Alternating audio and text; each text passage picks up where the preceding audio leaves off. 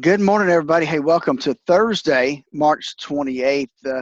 The month is about over. The first quarter of 2019 is about over. So, hey, as we get ready to talk with Dave, we got some things on the macro side coming up today when talks about the GDP and stuff. So I'm hoping that comes out before he gets on the line. But Dave will be with us in just a minute. Go downtown and see what's happening with Phillip Statler at the offices of Statler Financial Services. Phillip, good morning. Hey, good morning, Dave. I hope you're doing well this morning.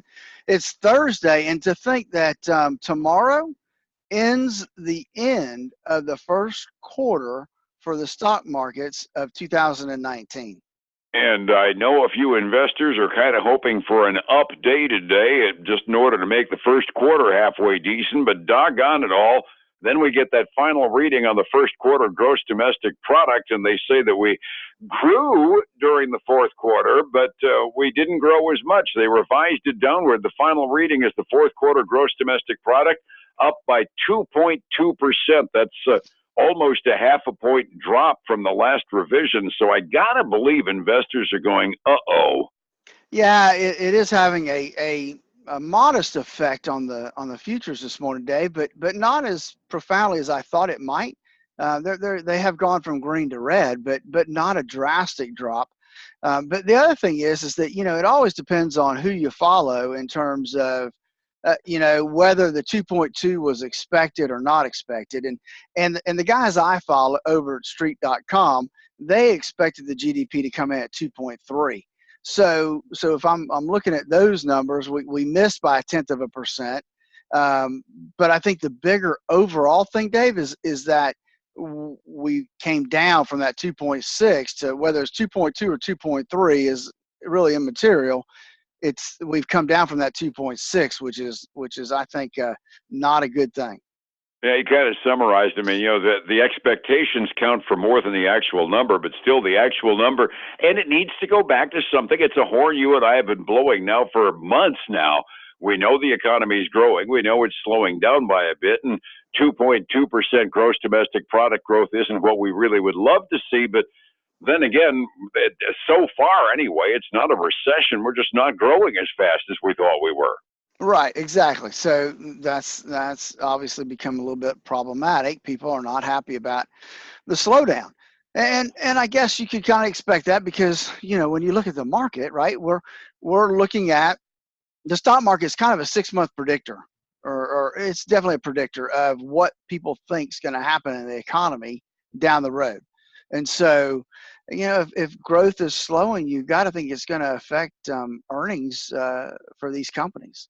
Yeah, one would assume. One thing on the macro side before we get into the other predictor we've got for the economy is the first-time unemployment claims. That kind of confirms that along all the hassles and challenges we've got, unemployment is not it. We hit another low number for first-time claims, 211,000, and that was an actual pleasant surprise, right? Yeah, it was, Dave.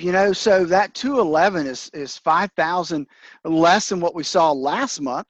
So that's a definitely good sign, and a pretty good miss from what our analysts expected and the economists expected. At least the guys I follow expected 222,000.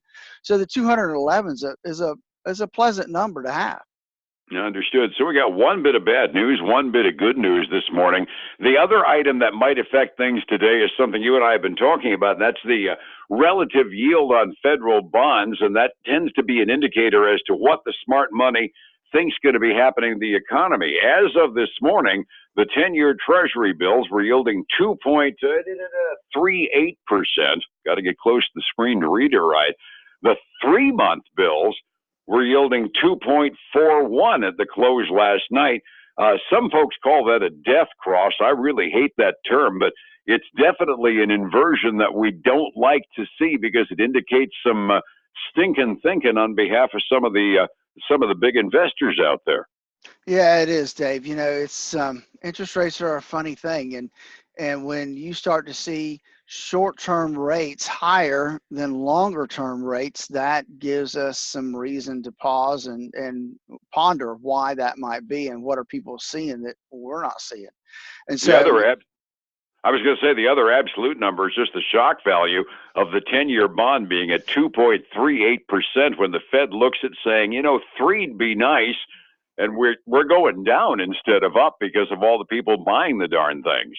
Exactly, Dave. We are, if you think about it, we are almost 1% down in yield from where we were, 6 months ago? We were at 3.2. Yeah, we were getting nervous about 3.25 only about 6 months ago, and now we're looking at a full percentage point lower than that. So that's a big deal, and it's I don't think it's a good deal. I think we need interest rates back up a little bit to where they were heading. That 3% is I think a kind of a key point. Yeah, just short of 3 is a nice, comfortable number because it doesn't scare off the dividend stock buyers with the number, but it keeps it up to a decent yield so that bond buyers end up getting a return. And a decreasing yield tends to indicate more people buying the darn things, which doesn't indicate a future thought about the stock market being half as pleasant either. Exactly. It's going to be interesting to watch because what does that mean? Well, it means more people are flying to safety. People are taking their money out of the stock market and throwing it over into the bond market. And so that's why it's so important to watch that number, because as yields go down, that just means people are looking for safety for their portfolios. And it needs to be said that's kind of where the smart money's going, so it's not a bad indication to make the individual investor sit up and take notice. That's right. You've got to look at these little key points, and you and I have talked a lot about how one of these little things doesn't make a case, but you start adding up the different things that are out there, and then it does start making a case for the slowing economy. Understood. I know you've got some individual company bits of news this morning that actually might put a little bit more of a rosy bloom on the picture this morning, don't you?